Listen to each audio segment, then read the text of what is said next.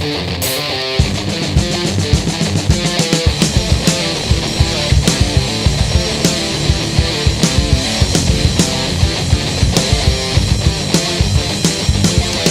is in motion. This is one day at a time. Everyone has cancer, and this is where I battle mine.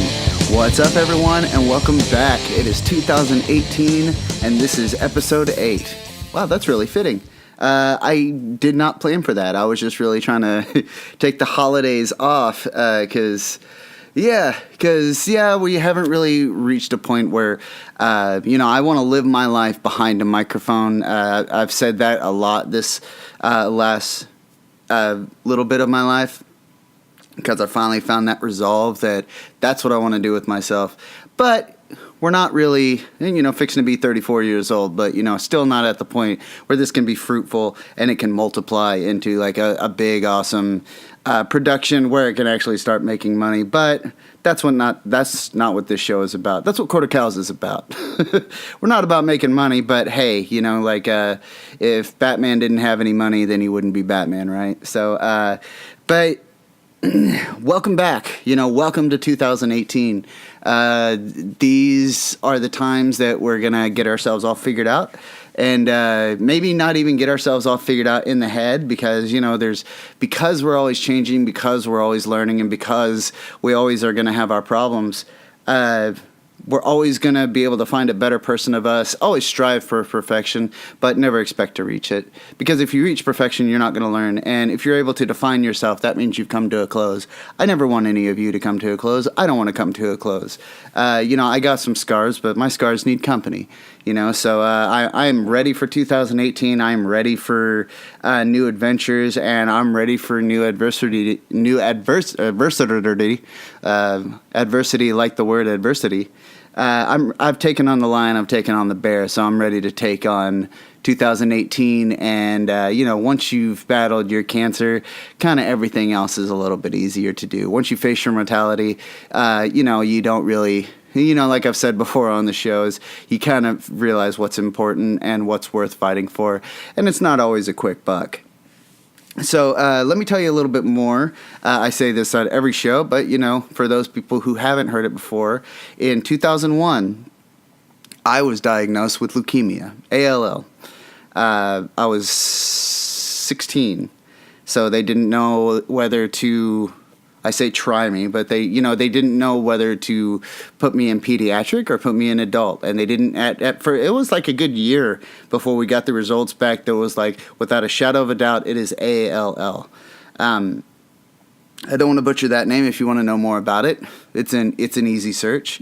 Accumulative lymphoblastic leukemia. Which, I believe there's 4 different versions of leukemia, and I had the weakest version of it, which is like saying, of the guns that were pointed at my head and shot, the pistol is the one that did the least amount of damage. Like, no matter what, you're going to die, or are you? Because I made it, obviously. I'm here. This isn't a show from beyond the grave, which would be an amazing show. I think a lot of people would like to hear that show and figure out what's on the other side, even though a lot of us like to think we know, myself included. But here's the thing is I made it, and a few years later, spoiler alert, I got it again. In 2005, I was re-diagnosed. I relapsed. So with that, obviously, my immune system wasn't strong enough to fight off leukemia, so they had to give me a new one. So I had to get a bone marrow transplant. And then my immune system was pretty much at an infancy level. That's right. When you get a bone marrow transplant, you got to get your shots again. You may get chickenpox again. You have to get revaccinated with all your 1-year-old shots. So I'm 34 years old. I think my immune system is 12 or 13. Oh, wait, I think it's 14 now. So, yay. Good news there. See, I just start talking and learn stuff about myself. And sometimes that's what the show is all about. Like, sometimes you just need to, like, talk about what you got, the problems you've had to face, and you end up kind of realizing something about yourself. It's not until you actually talk that you really hear your resolve, because your inner monologue, I don't care who you are, if you are hearing my voice right now, then I want you to hear this, is that every single person on the planet, as you know, has an inner monologue. What people need to understand is that inner monologue is not you. You, the real you, is the person when they speak. We may, and it's easy to lie, but some people get good at lying, but it doesn't matter. It's not based on what someone else hears you say. It's what you hear yourself say. Because you know when you lied. So you have to face the fact that you just lied. When you do something, even if you never get caught for it, that you do something shady, you do something bad, no one could ever find out about it. There could be things that happen in your life that are rolling around up there. You got the experience of it, be it like a horrible thing that happened to you or a horrible thing you did that you will never outwardly speak, but you learn a lot about yourself when you talk to someone. And so I'm not telling you to, this show isn't about telling anyone and helping anyone find the answers. It's about just speaking so you can hear yourself and know yourself more. So find someone that's willing to listen, because that's the greatest therapy in the world, to me, is someone that'll listen. Not someone that'll answer you, just someone that will listen. Just an actual ear. And sometimes we just got to go out and hear ourselves say it, because, we just kind of have to, bounce those words off a wall, and have some, for some reason, saying it out loud is one thing, but saying it in a way that someone can hear you, that's the scary bit. How many things can you think of right now that you would be terrified to actually tell someone about yourself? I just thought of a few myself that just outwardly saying it, the idea of it makes you nervous. But that's just how we are. And one thing that I always got faced with, though, is me with the hospital stuff. I'll tell you, man, I laid there. I did a lot of crying. I did a lot of soul searching. I wished, I tried to bargain with this disease and tried to make it okay for me to have it. I argued with some doctors saying, like, no, can you diagnose me with something else? Tell me what's behind door number 3, and even though it wasn't that, they weren't giving it to me. It wasn't a gift. Like, the doctors weren't like, hey, I got something for you. Look under your seats. It's cancer. Sorry. People that have had cancer tend to have a dark sense of humor about it. But one thing that I always did was I laid there and cried, and I threw up a lot. That's what it was to me. It's like that's what I did. But really, I've had so many people throughout my life come and tell me how strong and courageous and brave I am, and I'm just thinking, like, that's not bravery. To me, it's not my definition. I laid in a bed and sat there and wished and prayed and told God, just like Jesus did, like, if this cup can pass me, please let it pass. I don't want to deal with this. I didn't have anything better to do, but I didn't want to do this. And, I just wanted to be happy for the rest of my life. I didn't want to try and, save my own life. I didn't want my life to, no one just is like, what? I think I'm going to question my own mortality today. Thrill seekers do, but I am far from a thrill seeker. I'm ticklish and scared of heights. So, but yeah, so I really, I didn't see the courage and the bravery, but they did, other people did. And but one bad part about that is throughout my life, I've had conversations with people that would start with friends, family, whoever, that would start telling me, what they have been through. Like, not really just like, Cody, here it is, because I want to be a motivational speaker. That's what this show's all about. But you'll just end up standing there with someone, and then one day they just, you're just in a conversation and it just comes up because that's what's going on in their life. Have you ever done that? Like, just been sitting there talking to someone and they just end up telling you something that you didn't know about them. Like, well, I'm going through a really bad divorce, and you thought that they were perfectly happy. Or you find out, this awesome person and, like, has a really bad addiction problem, or, man, I remember one time when I was at work, at the beginning of 2016. I was at work on January 1st in the morning. Yeah, it was that whole rigmarole. Had a guy just standing in the store waiting his turn in line, and we had this one guy come in, and that was like kind of our friends. If you know Chris, you know from the Court of Cows, me and him used to work together, and this guy comes in. This dude's name is Malik. And a big old black dude, like strongest personality in the world. I'll have to tell you his story another time, but this is just the kind of the big closure of his whole thing was that he's in there, really big personality. Like he's the kind of guy that just takes over a room, just comes in. He's friends with everyone. He knows everyone. Everyone's happy to see him. One of the nicest guys you'll ever meet. And he's the type of guy that will just turn, and the first person that meets eyes with him is his best friend. And like he just started talking to this dude that was in line, who was just standing there very stoic and very had kind of like this look on his, like didn't look like he wanted to talk to anybody, let alone Malik. And Malik is like, "Hey man, how you doing?" And I'm just witnessing all this, but he's like, "Hey man, how you doing?" He's like, "Yeah, I'll make it." And they just start talking, and just kind of out of nowhere, he's like, "Are you ready for the new year?"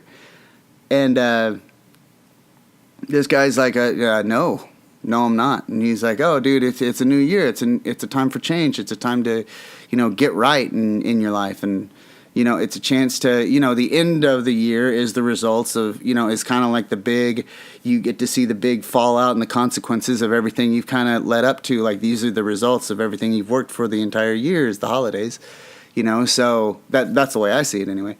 And this guy's like, just starts singing a cowboy song. He's just like, "No, I'm not ready. My wife just left me. She took the house, took the kids, took the dog. I have nothing, and I don't know what I'm going to do with myself. And now I got a new year in front of me, and I'm back at square one. I'm a single bachelor, and I got to figure out where I'm going to live. I got to figure out this job I got."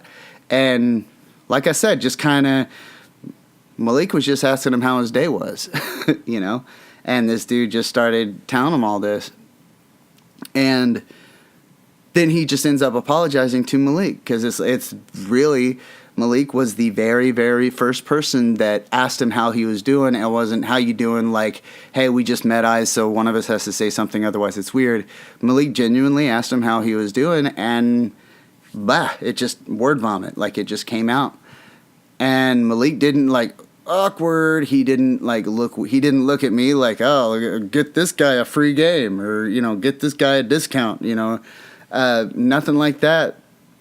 Malik didn't back away at all. He just was like, "Oh yeah, I've gone through a couple divorces," and the guy's like, "Well, this is my first, and I don't know what I'm gonna do with myself."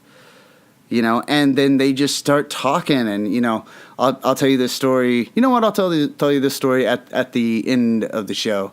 But some food for thought as Malik looked over at me, and he was like, "Well, Cody and Chris, they saw me at my worst. They saw the worst day of my life, and it was right here in this store." And me and Chris agreed with him. We were like, "Yeah, that was a rough day." And that was the very first day we had met Malik, and, so, he goes from having this horrible, horrible thing happen, Malik did, where, we had to call.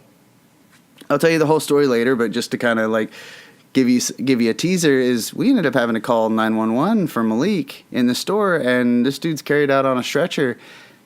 At the January 1st of the next year, this guy is in there saying, "Hey, you're the first guy to offer it. Dude, I need help. I don't know what I'm going to do with myself." And you could see it in his eyes. It was the first time he said it out loud, that he was like, I'm really not okay. Like, holy crap, there's something wrong. And Malik ends up talking to him and talking to him and talking to him. They end up stepping outside into the parking lot. The dude's parked right up against the store, so I can see him through the window. And they talk and talk.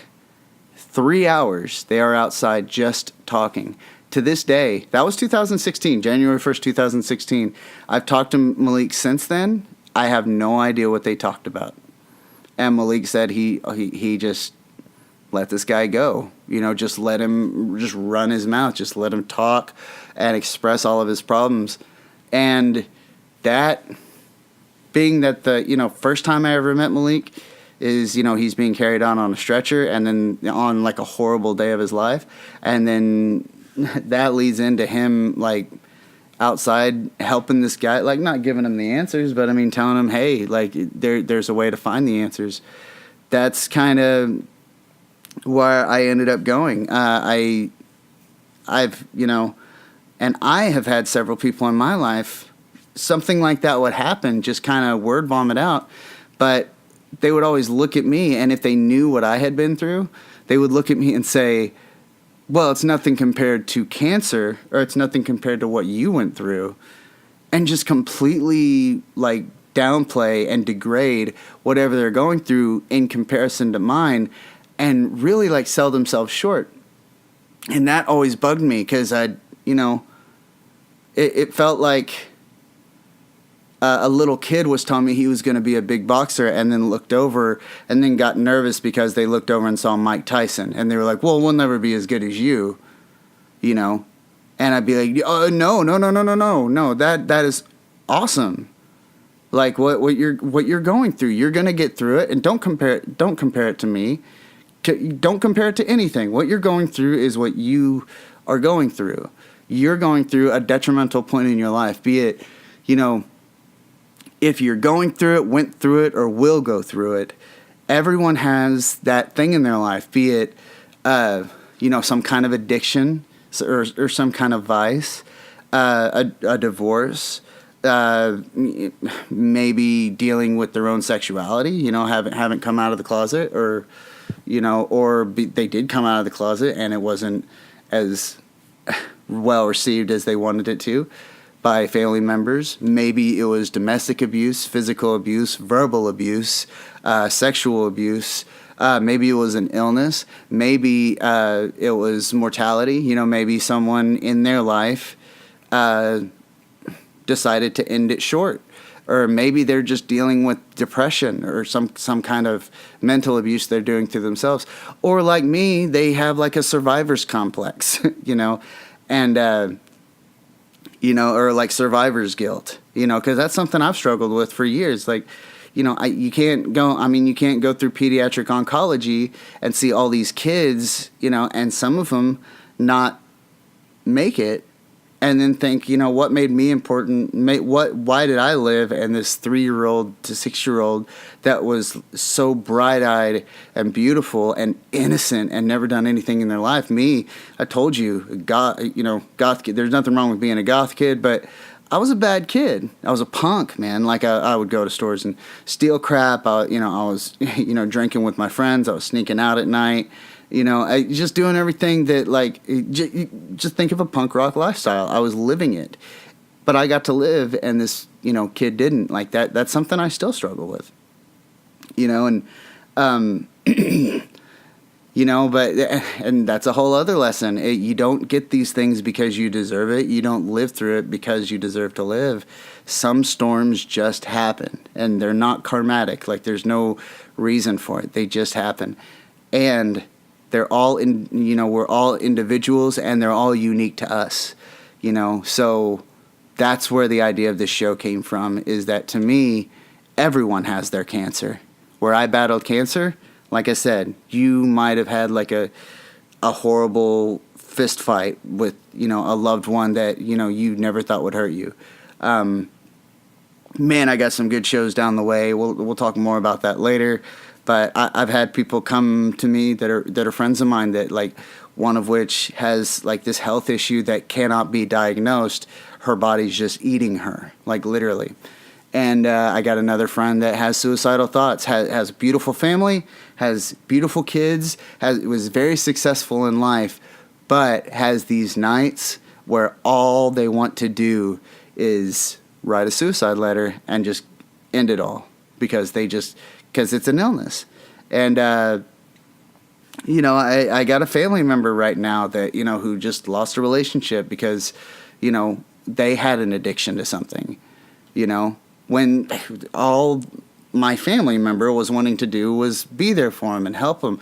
But the addiction took hold. And, that's a whole other thing because, when you have cancer, you don't have cancer by yourself. You're the hub of the wheel. And, everyone around you suffers from the same illness in a different way. And, like I found out a long time ago that when I got cancer, it started a war. And in every war, there's so many little individual battles that some of them you'll never even find out all of it. So yeah, I might have been like fighting the main war. I might have been the main story arc, but there were so many individuals that had their own story.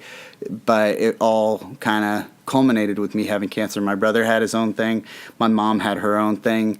My dad had his own thing. Like my friends at school, took the donations and all that stuff. But what it really comes down to is that it's meaningless. There's what I mean by that is pointless and meaningless, two completely different things.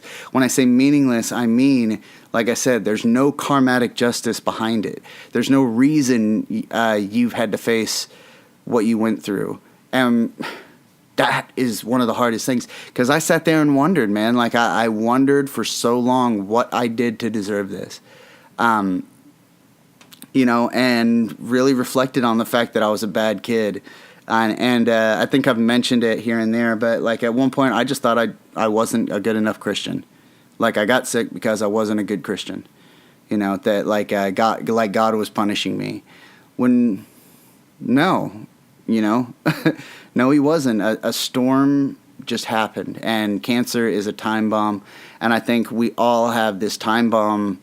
Like some of us, that's the cancer we're trying to get over. There's this time bomb inside of us that once it goes off, we're going to face it for the rest of our lives. It may not kill us, but it's always going to try.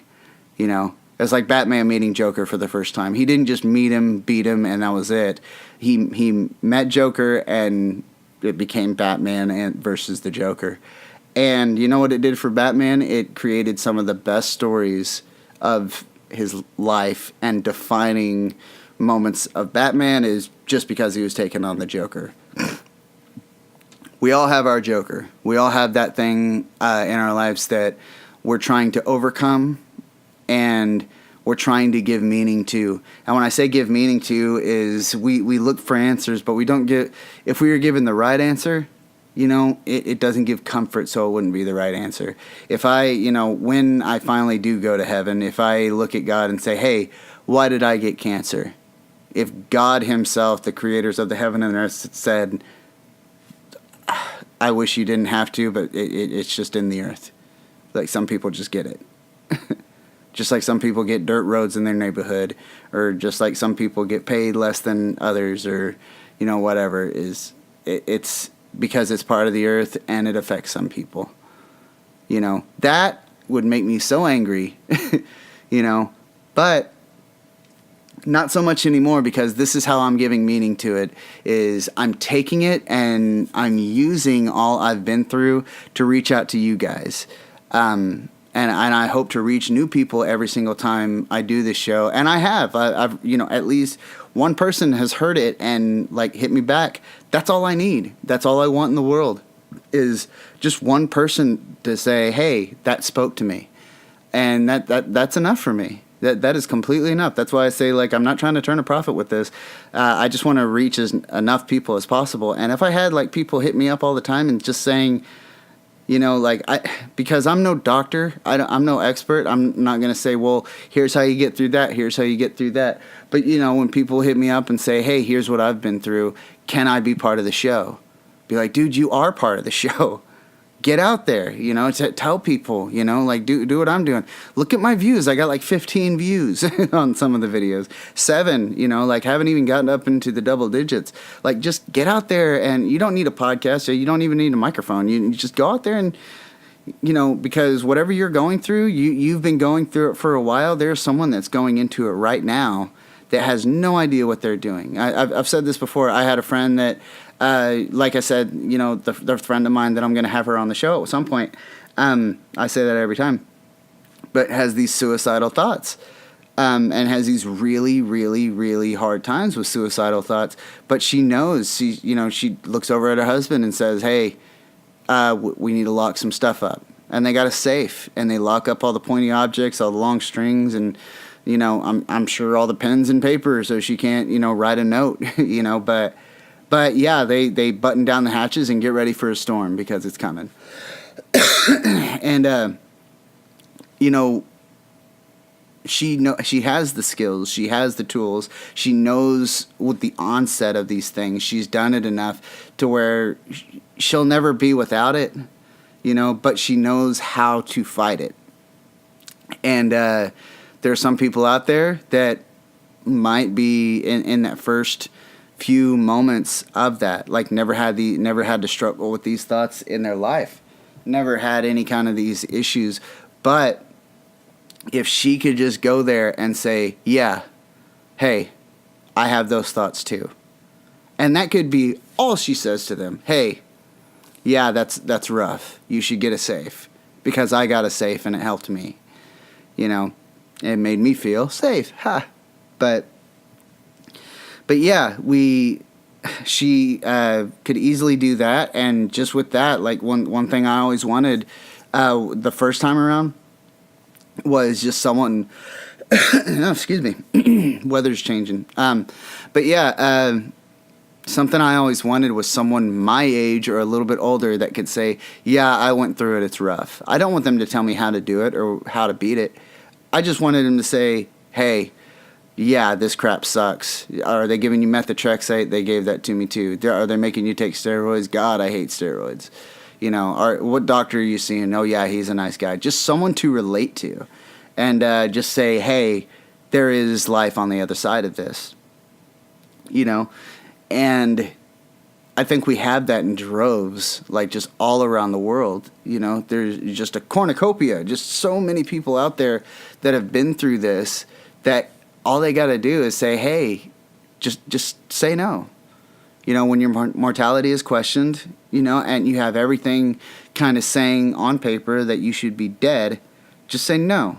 And when they say, okay, well, we have all this, you know, we have all these reasons, why do you not want to die? Give us all the reasons. And just no. That's the only reason you're getting. No. Just live in spite of death, you know. Live a healthy life because you're supposed to die from this.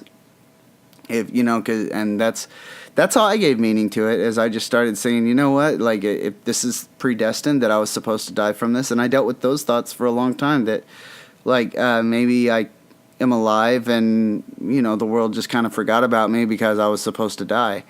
You know, no, that's you know no one has a predestined. You know, everyone kind of has hopes and dreams, and it's what they feel they're destined to do. You know, but dude. Fixing to be 34. I still don't know exactly what I'm supposed to do with my life, but I know what I want to do and I know what I'm passionate about. And it's not, I didn't wake up one day saying, you know what, I should get cancer and die, you know, and because of my kind of spitefulness towards the idea that I was supposed to die, it has made me into a better version of myself. And that's what I can guarantee you. It's not going to make you into this just strong person that can take everything and never cries and never hurts and is made of steel and can leap tall buildings in a single bound. And ever since that night, I became the creature I am today. I am a superhero and I can dodge bullets. No, what it's going to do is I guarantee you 100%, bet money on it, it will make you into the better, best version of you because you will know how to beat this horrible thing in your life. Once you face your mortality, things get a little bit easier to deal with. I don't want to say they get easier because they don't. You know, I still have had problems throughout my life that are extremely, extremely hard struggles. But like I said at the beginning of this, once you take on the bear, once you take on the lion, everything else is you're not too scared of it. You know, and I used to be terrified of the hospital, but, you know, now I kind of not really scared of it. And, dude, if I feel like I'm going to throw up now or, like, have to get a needle poked in my arm, you know, because I got to take a shot or something, it is no big deal, you know. And I don't get scared of stuff like that anymore. And, like I said, like, once you kind of figured out mortality, it's the day-to-day life that is kind of a struggle. And that's the stuff that scares me is, like, living and being normal. But Oh, delicious drink. But that's what the show's all about. The show's about me telling my story and, catching you up through all of it. Just saying that, everyone has their cancer. Everyone has that one horrible thing they're going through. And, the way you give meaning to it is you tell your story so you can hear it. Not so someone else can hear it. The cool byproduct of it is that someone who needs to hear it will probably hear it. You may not never, yeah, show them where I'm from. But you may not ever meet that person, but what you are going to do is you may have someone just do a little nod and rethink the way they think about themselves and think about their whole situation. And that's what it's all about. You're an inspiration by going through something and being flawed. Not being flawless and not being a superhero, by being flawed and keep going forward, even though everything around you is saying to stop. You just keep going forward because that's how strong you are. That's how you show strength. Where I thought I was just laying in bed, throwing up and crying. That's how you beat cancer.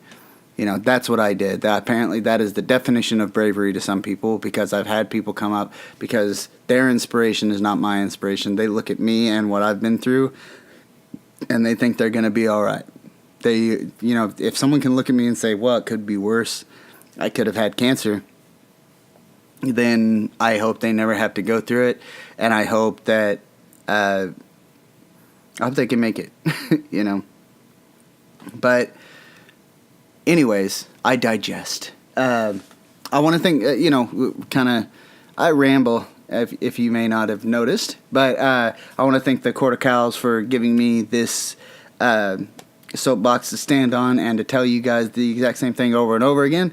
And I want to say that, go to facebook.com/Court of Cows and check out our videos. It's all about comic books, video games. We're going to start getting into music. It's movies. We got podcasts. We got openings. We have a huge box. We got so many Pokemon things. We're going to have to open up a little Pokemon section because we do all these openings of toys and figures and stuff. But there's so much Pokemon stuff that is kind of gathered up because we haven't had time to do videos. And, so we're doing all these opening of Pokemon cards and, other stuff on the way. I plan on playing some Mega Man games on Twitch, and, August is going to be doing some video game stuff on Twitch. We're going to be doing all sorts of reviews. We have quite a few videos, so go over there, subscribe. Our YouTube name is youtube.com/ blah, blah, blah, blah, blah. It's this big, long thing, but if we hit 100 subscribers, we get our own custom URL. So help us get the right to say at the end or beginning or right here when we're plugging stuff to say, hey, check us out at youtube.com/Court of Cows, because that would mean the world to us. That's what we're trying to get to right now. Right now, I think we have 7 subscribers. So we are on our way. We just need 93 more, and we'll be there. And you just witnessed a Christmas miracle, because I think I did the math right in my head very, very quickly. So and I suck at math. So we're going to go ahead. Oh, I already talked for 33 minutes. Awesome. But yeah, so now we're to the story portion of our show. So I am going to throw 30 minutes on the clock, and we are going to jump back into it. So, and start. All right. So, the last time we were on here, we were talking about the BA house days. Man, those were really fun times. The living room. We had beds in the bedroom. We had a den, and that's where the TV and the couch was. But the big old huge living room, that place is where all the equipment was. That was our stage. We had a big sound recording booth. Well, not a booth, but a big mixer on the side to where we could record music, which we never did. And, we did it a couple times and it came out crap. But we had that, and then we had amps just lining the place. And, and we would practice, and Separation from All would practice. If you want to know more about those guys, I talked about them last time. But most of the time, that was just a punk rock house. That never hardcore drugs, but it was usually drinking. There was it was a metal lifestyle, so there was a lot of beer, coming through that place. A lot of beer and cigarettes, and we figured out how to get all of those. And, had cancer before, so I've had people throughout my life be like, how could you have cancer and still smoke? Oh, it was my body, and I make dumb choices. So yeah, we partied a lot, we hung out a lot, and I had my own car, so most of my time, again, living a punk rock lifestyle was sitting there wondering how I'm going to get gas while I'm buying $5 to $10 worth of cigarettes, so, and, I don't have any money for gas and food. So there was a gas station that was within walking distance of the neighborhood we lived in. So a few of us would just go in shifts. So 3 of us would go up there, and then once they came back, another 3 would go up there, and we would just steal a bunch of food. And we lived on hot dogs, warm up burritos and microwave burgers and toilet sandwiches, as I like to call them. Any sandwich that you buy at a gas station is a toilet sandwich, because more than likely you are going to end up in the bathroom, and that sandwich is probably going to come out the same way it went in, and the other direction too. So, but yeah, and we had Super Nintendo and a regular Nintendo, and because I've always been a video game collector and love me some retro games, so we'd go up to our local game store that sold these games and steal a bunch of them. We would the video stores around the neighborhood, Broken Arrow, where I live, it didn't really become a big busy town for a while. When I was growing up, it definitely wasn't. I don't want to be this was all farmlands or anything like that, because it wasn't. But we did still have some video stores that rented these places out, rented games out and stuff. And so we would just, and those were starting to close down, because retro gaming, it wasn't called retro gaming yet, but these games weren't selling the way they used to. So yeah, we would go to these video stores that had buy these, it'll be 10% or 50% off the whole store. And, we would go to these stores knowing they were going to be shut down in 10 months and rent these games and and then fill out the application to for a renting permit and stuff like that, and change some of the numbers on there so they couldn't find us, and just rent a bunch of games knowing we're never going to bring them back. And we just kind of lived the life of heathens, and honestly, it was a blast, but it was no way to live. And it was just all about fun. It was playtime, and it was a bunch of kids being stupid. It was a bunch of kids without adults, that actually had cars and stuff now, and no responsibilities. So Chris's parents owned this restaurant, this buffet restaurant, and I was a dishwasher there. Never got a paycheck, but that was because I would just give my paycheck directly to Chris's parents, and just be hey, just don't give me a paycheck, just give me, just use that as rent, and that's kind of how I lived for the longest time. I kind of worked there for free, found out later that's highly illegal, but yeah, never collected a paycheck. She kept all my paychecks, and that was our agreement. And and usually, if anything, and Chris could kind of do no wrong, so because it was his parents that owned our house and owned the place we worked at. So anything that went wrong at work or anything that went wrong at the house, it would completely bypass Chris and usually got thrown on me. That. That's how it felt, anyways. And they would come at me and they would confront me about making the house a pit and not taking care of things and allowing drinking parties and stuff like that. And it would usually be me and Chris. So having your landlords tell you that you're ruining things for everyone else when you weren't, that it was kind of a package deal, and their beloved son was unfortunately part of it. But yeah, that's all hearsay.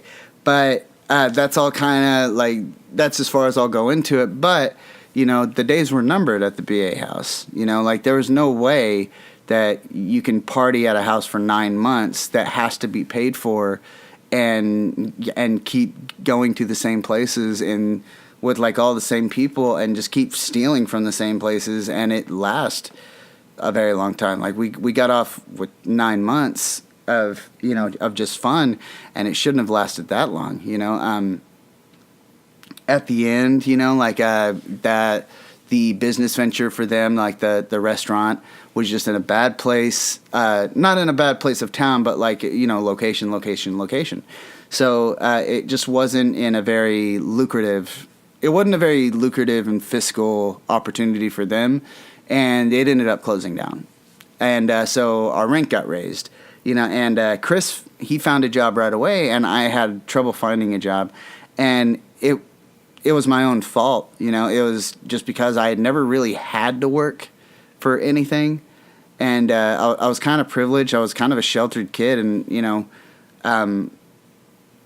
even though, like, I say sheltered, like you've heard all the bad stuff I did as a kid.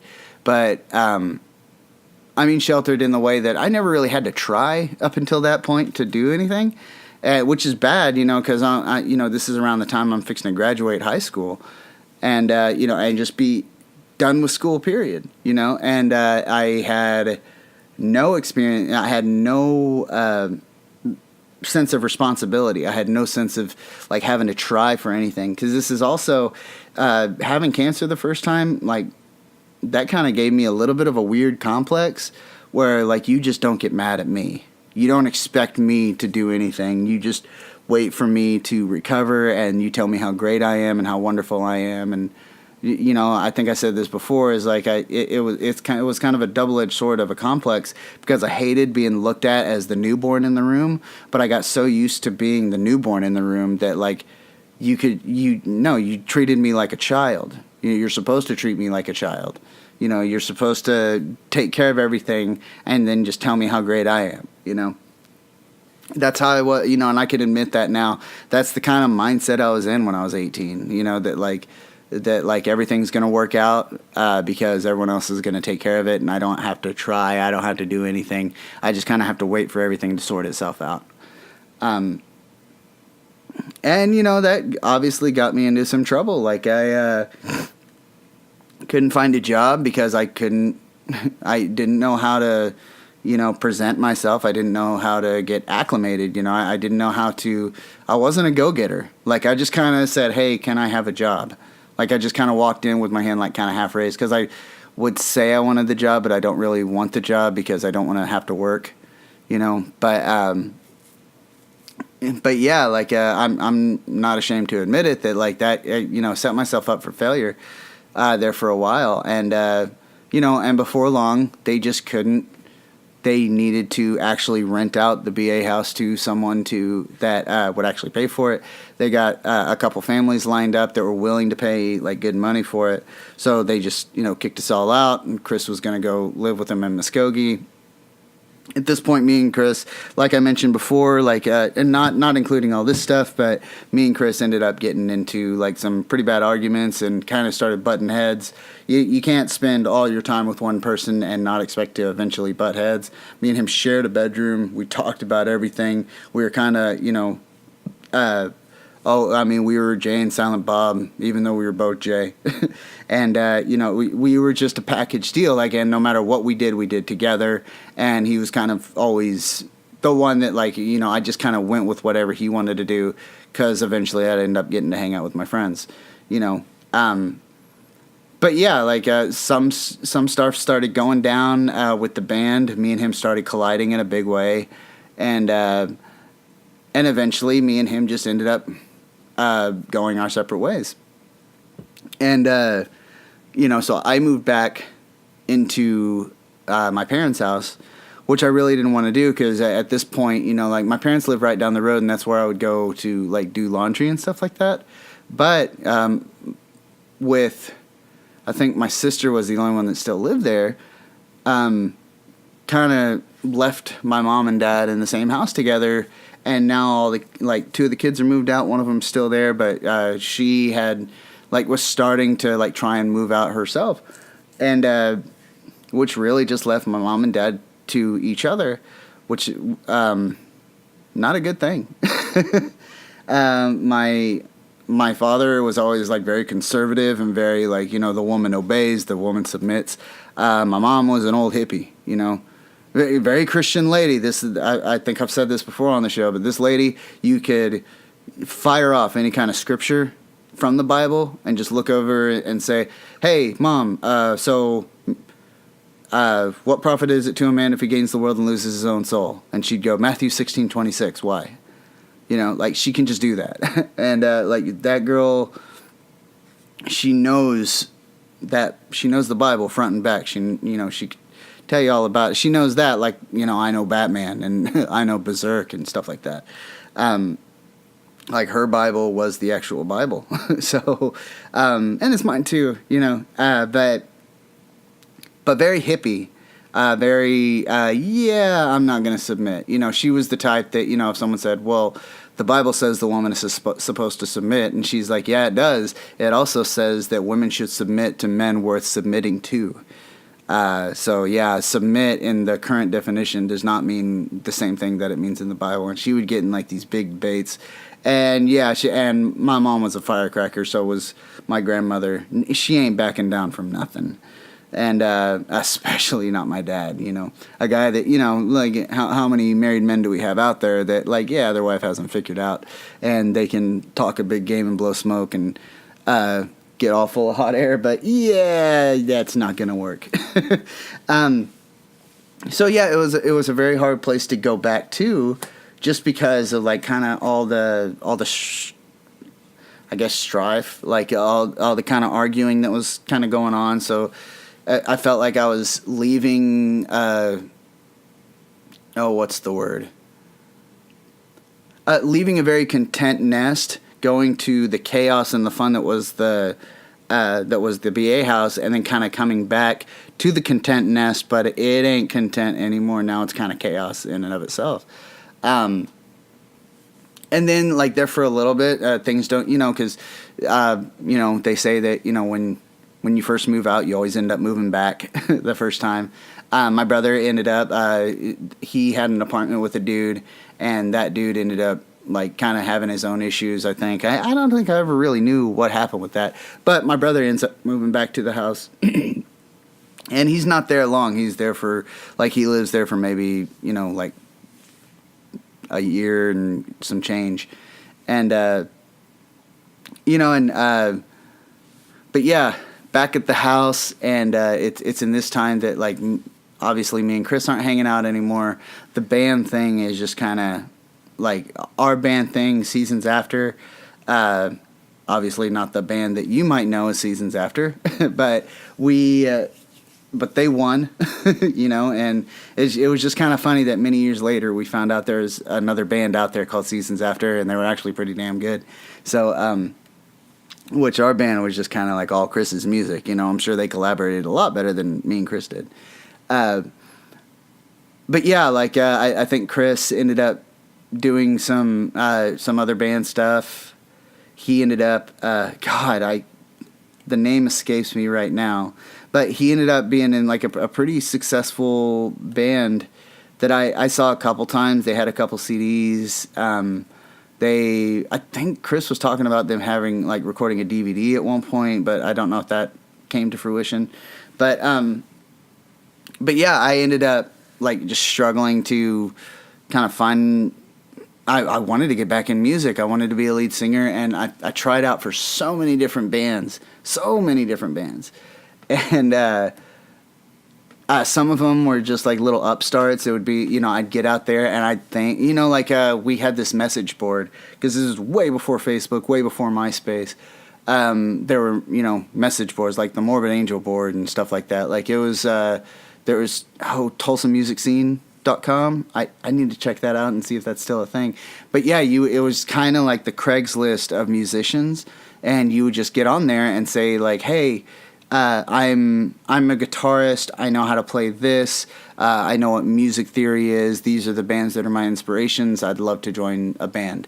And, and I was all over that thing. And we had a CD. So, and I've always been a little bit snazzy with the computer. Like whenever you watch videos of us and stuff, like, yeah, I'm usually the one that, quickly edited those. of like the corticals and stuff like that. But yeah, I kind of did some snippets of like all the stuff I was capable of: screaming, singing high, singing low, doing highs, doing lows, holding out notes, holding out screaming notes, hitting these real low like guttural screams, and hitting the big like yow, like the big highs, and then just kind of made this resume like of a metal singer, and was just like, yeah, here's what I can do. And, did like kind of, showed off some of the, like my vocal stylings of like, singing one note and then like going over with backup vocals and doing an octave lower or an octave higher and just making it sound nice. And just saying like, hey, I know what I'm doing. Like, I'd love to be a singer for your group. And, sometimes I would get out there and it would just be like a guitarist and a bassist, and they don't have a drummer just yet. Then I get out there sometimes, and I'd end up just talking to some guy that is just like he's just trying to start a band, and find out it's like just some kid that like just learned how to play like some System of a Down song, and he just wanted to play that System of a Down song.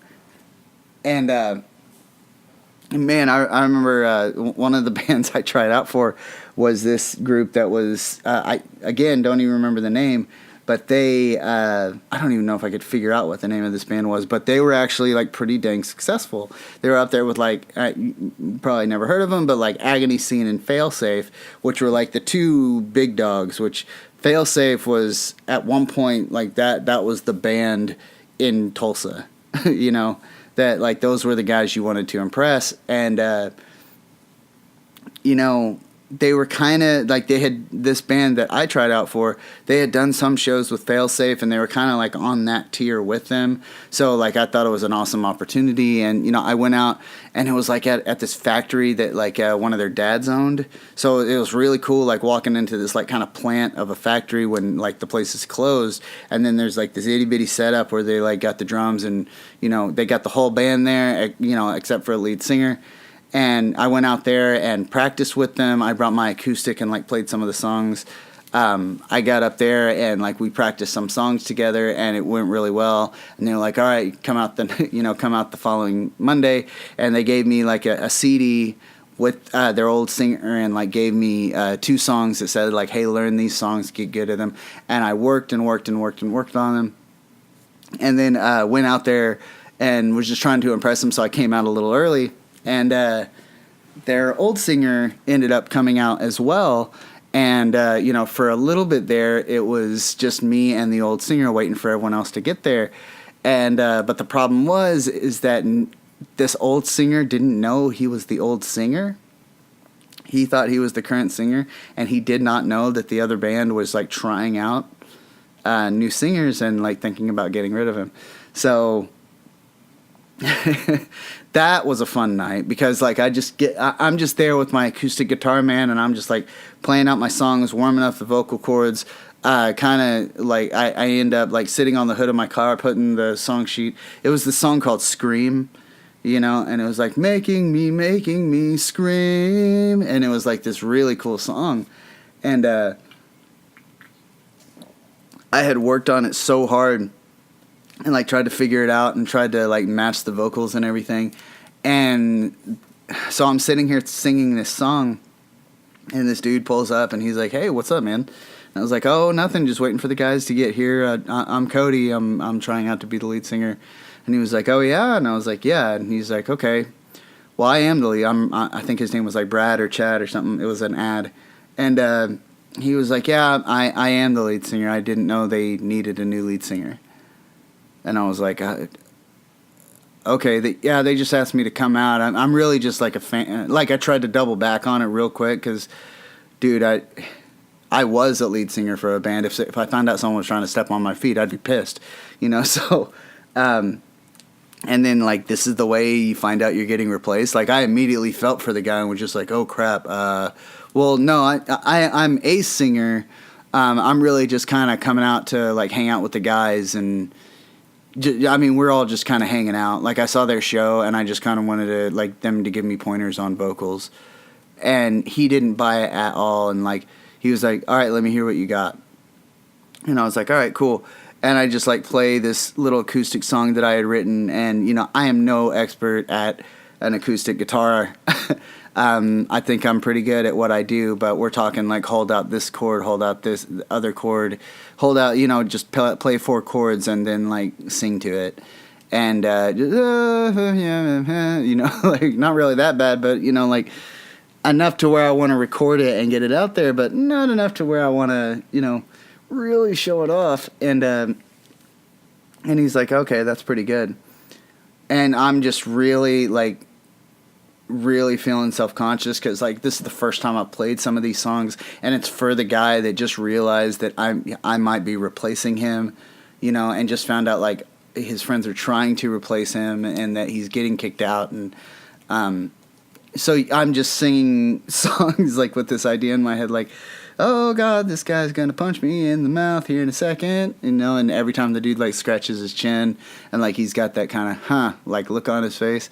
And every time his hand raises a little bit to like, nurse a scratch or to like fix his glasses or something, I'm just like kind of flinching. I'm like, and here comes the punch in the face. He's like, yeah, that was pretty good. Can I see your guitar? And I was like, yeah, oh God, well, he's going to break the guitar on my head. Here we go, honky tonk man. He's going to take me out honky tonk man style and just bash me over the head. And be like, he came at me, folks. What do you guys think? All right, show's over. But he ends up taking my guitar, sitting on the back of my head, and on the hood of my car, and he just starts playing, and he starts singing, and I just realized, dude, I am completely not matched. Again, this is like Mike Tyson taking on a kid. Like this guy. He's got this amazing voice that I'm just captivated by, and the dude knows his way around a guitar neck, and he's just playing these songs and just going, and I find myself like more just kind of admiring this dude than like actually being scared anymore. I was just like, this guy's amazing. Like, this guy's really, really good. What the hell am I doing here? And then the other guys pull up and they see him out there and they're like, hey, Brad, and hey, Cody. And like the main guy, like kind of my like the guy I'd been talking to the most that asked me to come out and everything, like me and him kind of go to the side, and he's like, hey, what did you tell him you were here to do? And I was like, I told him I was here to try out for the band as the lead singer. And he was like, dude, you weren't supposed to tell him that. And I was like, how the crap was I supposed to know that? And he was like, no, what? Oh, God. And like this whole situation rose up that I never found out more about, because I just kind of, he was like, all right, well, we'll call you back. You'll just have to come back next Tuesday.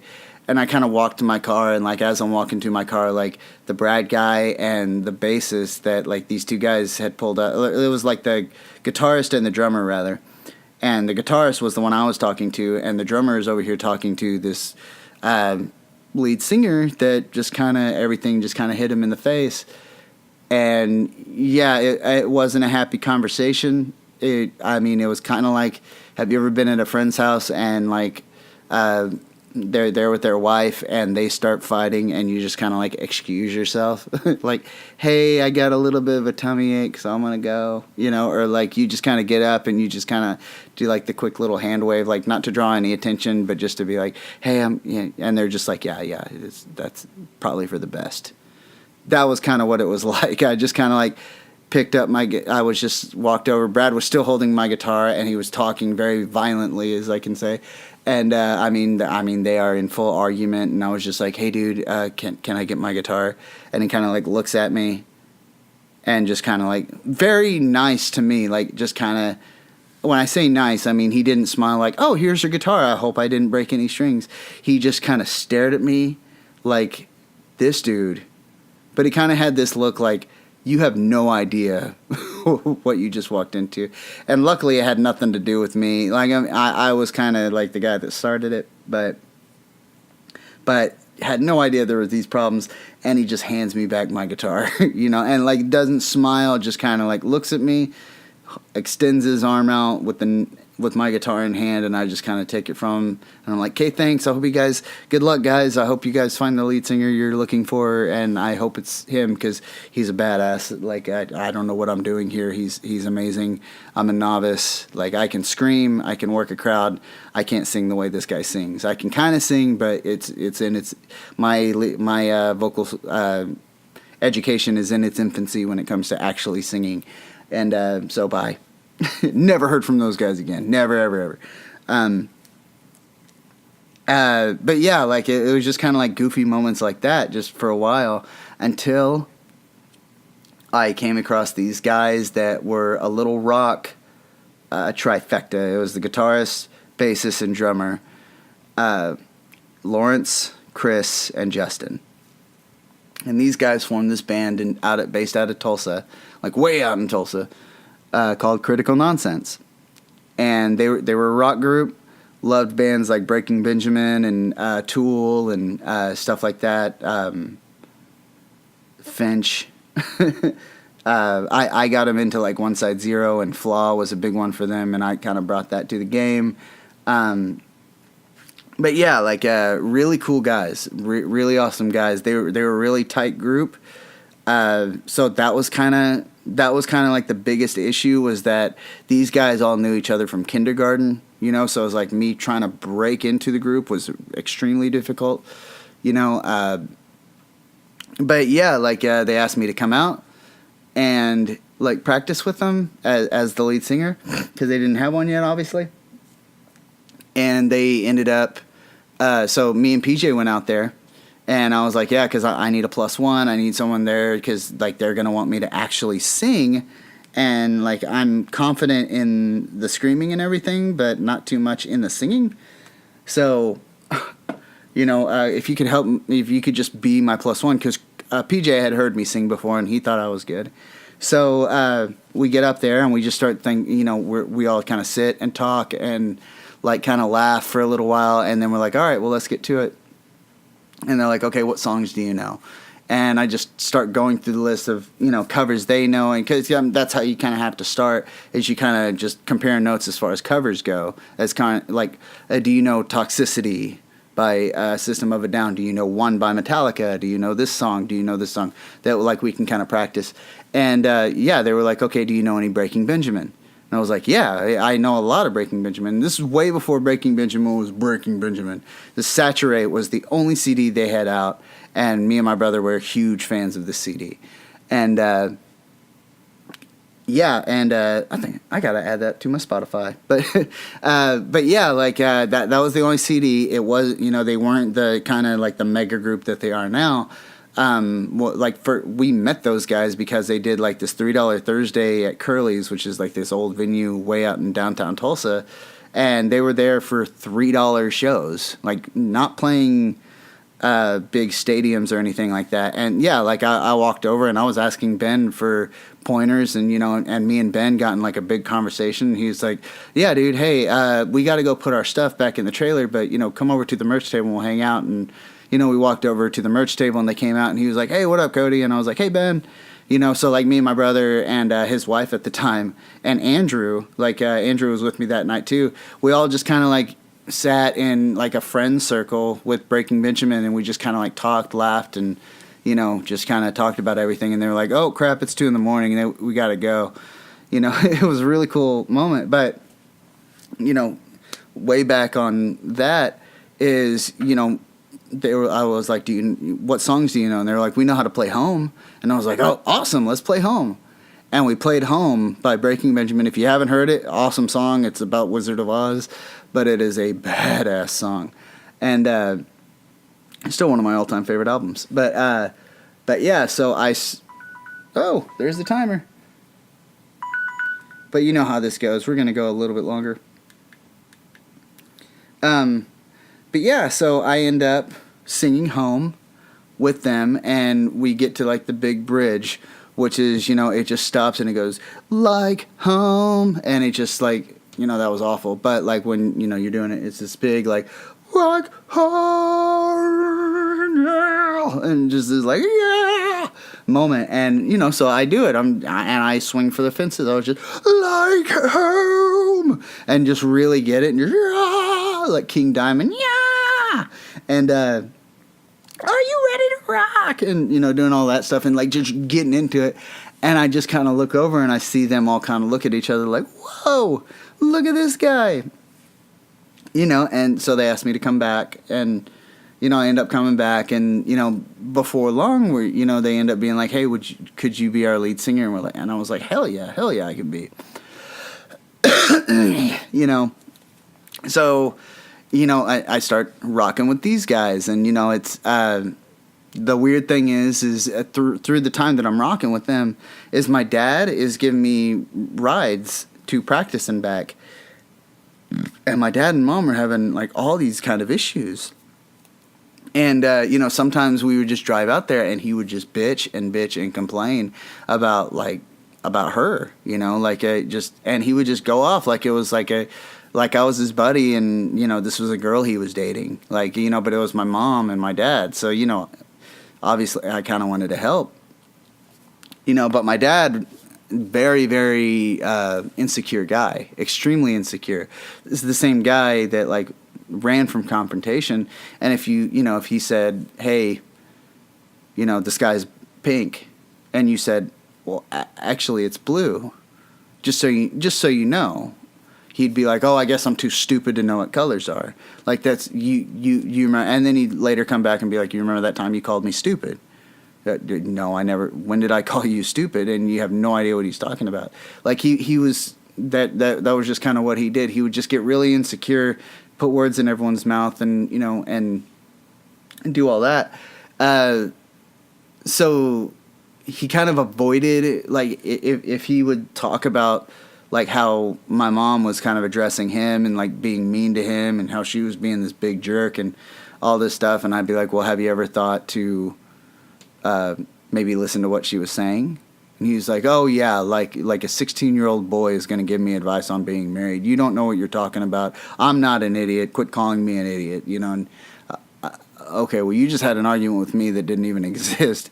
But the funny thing is like, it was kind of a long drive out to Justin's house, so, like, me and him would kind of be in the car together for a while, and he couldn't really run from me. So I just started kind of hitting him with the truth, like, hey, maybe you're to blame a little bit. Maybe you should take responsibility for some of these fights you're having. Maybe if you didn't think she was calling you stupid, maybe if you didn't act like, maybe just don't approach her like she called you an idiot because she didn't, and think, maybe that's my insecurity talking. Because that's kind of what I've always done, is be like, okay, there's no way that they mean what they just said they mean, and that it's really just kind of wishful thinking sometimes, but sometimes it's your insecurity talking, and, maybe meet her halfway, and, oh, I've tried, and that's always what he said is, I tried. And, me and him would just go round and round, like, driving in the car back and forth, and we would just never get anywhere with it. And if I accused him, or if I just said he had done something, or, like, just said, hey, well, maybe, and I'd come in sometimes and he'd be like watching porn or something. And he'd be like, yeah, she's so mad, but, she won't even look at me anyway like that. And I'd be like, okay, well, maybe you should just stop watching porn and kind of being, and at least be a little bit more discreet about it. And he'd be like, I can't believe my own son's going to call me a sexual deviant, and be like, dude, I watch porn. Like, I think it's kind of weird that we're having this conversation, but no one ever said you were a sexual deviant. I don't know where that's coming from, and it was just weird stuff. And, and then, like, I sometimes I'd get it in at practice and be like, all right, I think I kind of got through to him. And then we'd be back in the car and he'd just start griping about, you wouldn't believe what happened today. And just about all his things that, like, he was the victim in all his stories, and, when we tell our own stories, we're either the hero or the victim. We never tell, like, a completely clear picture, because it's just not good storytelling. But, so we get down to, like, with the band is, like, we've done a few shows, we've done a few house parties, which were cool, but we end up like going to record an album, and that's kind of where everything kind of fell apart. We end up with this. What is that band called? The Disciple. It's that Christian band Disciple. They're a signed band. You can look them up. They're kind of big in some circles, but we found this guy, and it just kind of turned out that he was the guy that he recorded Disciple's first album that was part of the press pack that got him signed. Because when you're in a band, when you're trying to get signed, you have to create a press pack, which is basically like a resume as a band. Like it's like your album, a list of all the tours you've done, some of your merchandise, and like basically like how you make money and all that stuff, and how you're a good investment and all this. But you have to record like a pretty quality album and send that in, and then they kind of use some of the songs off that, and you got to re-record with their studios and stuff like. Well, that's how it was when we were trying. But this band Disciple had sent in a press pack and gotten signed. So this press pack was recorded at this guy's studio that we were talking to.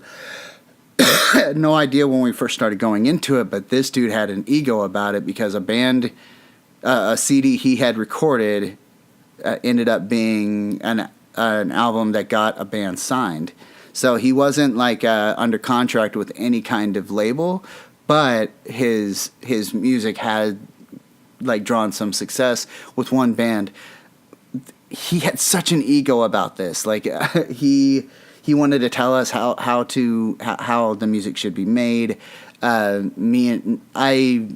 argued with this guy more than I argued with my actual band when we did it.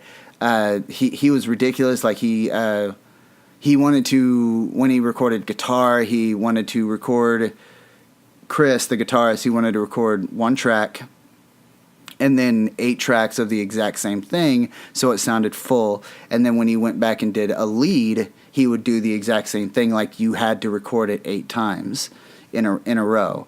That is very, very difficult to do. That is very time consuming, and he charged by the hour.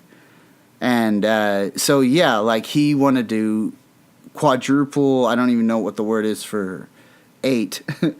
But he wanted to septuple the tracks. You know, I don't even know if that's the right one. But he also did that with the bass, and he did that with drums. Like he wanted to double up on the drums, and it was really this like really just kind of like suck all the money out of everything. And then like every time he, you know, if we had a question about it, he would point up to the picture of him with Disciple getting signed, or like, you know, Disciple sent him back like a copy of their contract or something, basically like something to say like welcome to such and such label. I don't even know what label they got signed to, but it was like welcome to, I don't know, like Solid State or whatever. And it was like a big name. It was like Nuclear Blast, or it wasn't one of those, but it was like a big name label. And it was like having like Welcome to Roadrunner on there. It was, you know, it was like the sign of approval that he knows what he's talking about. So it was basically like him waving his Oscar in your face. He'd be like, so I don't know if you guys know this, but you can't do that on an album. I would know. When I recorded Disciple's album, you know, it was like this. And man, I remember one song in particular, like I was in the middle of recording vocals, and he just stops the song dead on, and he's like, look, you can't record songs like that. Like, that's not going to work. No one's going to like that. You know, and I was like, okay, well, that's how the song goes, so this is how we've always done it. This is how we like it. So how about we just do our own thing? And he'd be like, okay, you can do your own thing, but if you do it the way you want to, it's going to be a failure. But if you listen to the guy that recorded Disciple, then, you know. And I'm just thinking, like, dude, me and you arguing is going to go on and on. You're not even in the band. We're paying you to record. Hit the R button. Like, just do it. You know, but all the guys, you know, they were kind of on his side. I was kind of in my own ship. And, you know, I was kind of felt like I was fighting for the band. And, like, by the end of it, like, we ended up paying so much money. And we recorded the vocals. And the vocals didn't turn out great at all because he was just like, hey, you know, you don't have to be here for me to mix the vocals. I'll just mix them myself. And I was like, no, I don't feel comfortable with that because, you know, what if it doesn't come out right? And, you know, and it was just It's a very hard process, because we were dealing with like this guy's ego when we were paying him, and but all the while, all through this and all through kind of like leading up to recording this album, I had this pain in my side, in my left side. And, so I was just like, okay, I don't know what that's all about. I guess I just slept on it wrong. So I started sleeping on my right side. And then my right side just wasn't, that started hurting really bad. So I started sleeping on my back. And as I was sleeping on my back, my shoulders started hurting. And then my other shoulders started hurting. And then, eventually, I was in pain quite a lot of the time. Wasn't in my back, but it was in my shoulders. It was in my sides. It felt like someone was, using their knuckle to rub it into my ribs at all times on both sides, and then doing it at pressure points at the tops of my shoulders. And I thought that I was just, had a really bumpy bed, but little did I know that these old pains that were starting were from a very familiar source, and it was something that I faced in 2001. And that, because we're at an hour 15, and that is where I'm going to leave you, because next time we're going to find out that these little pains all have one source, and it was old familiar foe that was presenting itself in a way that I had some oncologist that diagnosed me the first time tell me there's absolutely no way, because leukemia does not present itself the way it's presented itself in you. There's no way it is leukemia. Absolutely not. I had a doctor actually tell my oncologist that helped me through the last 2 years of oncology, of leukemia, told me, okay, well, you may have some kind of illness with all these horrible pains you're having and not being able to sleep because of the pain you're in, but there's no way it's leukemia, because this does not happen. But like most scary monsters, some of them, they present themselves when everyone else is telling you that it's no way it's that. Maybe the boogeyman is real, and maybe cancer had come back. So we're going to find out next time what was actually going on. And now we're going to get into, like, to me, the first time was just practice round. This was the real fight. And this is stuff that I've never talked about. I've tried to write a book. This is about as far as I got, so I'm kind of running blind here now. But this is stuff that was very, very, very hard to get through, and it messed me up in the head for life up until now. And 13, 14 years later, this stuff I'm fixing to go into is the reason I'm doing this show specifically. This is the stuff. This is my cancer. This is the stuff that I've always been trying to define in my life, and this is the stuff that would mold me into the person I am today, and give me reason to fight and struggle and to overcome everything that I was, I guess, meant to be, and become the person that I want to be. And man, was it a fight. There is so much to cover next time, but right now I'm going to leave you with saying that I am still here, damn it. I am not going down, and any fight that comes my way, it can come, but it can't bring me down, because I just will not allow it. Why? Because no. So be there for someone. It's 2018, man. It's time for a new year. It's time for a new start. You can put it in the rear view, but it's always going to come back to you. So why don't you just turn around, face it, and by facing it, I mean tell someone about it. And if you find someone that might be going a hint, a smidgen, a little hair of what you're going through, you tell them, hey, here's the pile you might be looking at, and let me tell you, I'm at the top of that damn pile, standing strong, and it's on the ground. I'm not, and I refuse to be. So that's my story so far of my battles and my wars. I hope my story helped you. Now go, help someone with yours.